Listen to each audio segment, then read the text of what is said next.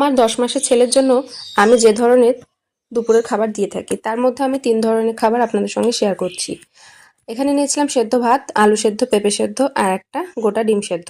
তো আমি সবগুলোকেই ভালোভাবে ম্যাশ করে একসঙ্গে মিক্সড করে নিয়ে তাতে অল্প পরিমাণে লবণ দিয়ে আর গরম জল দিয়ে ওকে এটা এইভাবে সার্ভ করি।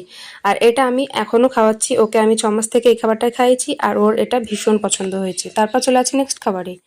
তো আজকে ওর জন্য বানাচ্ছিলাম সবজি দিয়ে মাছের ঝোল। তো সবজির মধ্যে আমি এখানে নিয়েছি আলু, পটল, পেঁপে আর ঝিঙে, আর নিয়েছিলাম লাল কুমড়ো। আর এইদিকে মাছটাকে ভেজে রেখে সবজিটা সেদ্ধ হওয়ার পরই মাছটা ওতে দিয়ে দিয়েছি। তারপর ভাতটাকে ভালোভাবে ম্যাশ করে নিয়ে সবজিগুলো ম্যাশ করে মাছটাকে এভাবে ছাড়িয়ে খেতে দিই। তারপর ওর জন্য কোনো দিন খিচুড়ি বানাই।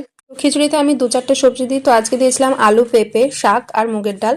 আর দিয়েছিলাম এতে সেদ্ধ ভাত আর হলুদ গুঁড়ো, জিরে গুঁড়ো আর লবণ দিয়ে একটা সিটি দিয়ে 10 মিনিট রাখলেই হয়ে যায় খিচুড়ি। তো আজকের ভিডিওটা যদি ভালো লেগে থাকে তাহলে অবশ্যই লাইক, কমেন্ট, শেয়ার করে দেবেন। ধন্যবাদ।